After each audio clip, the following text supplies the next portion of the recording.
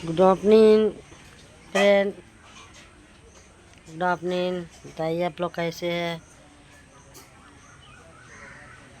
स्वस्थ हो गए, मस्त होंगे, फिट होंगे, स्वस्थ मस्त फिट रहिए। देखिए हमको ये बोलता काट लिए यहाँ पर।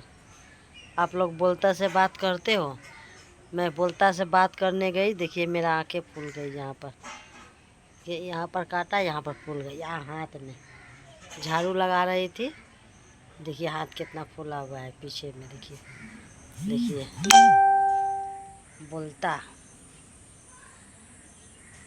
बिरनी जिसको कहते हैं, पीला वाला बिरनी काट लिया। मेरे आँख फूल गया है, दिख नहीं रहा, ठीक से दिख नहीं रहा है।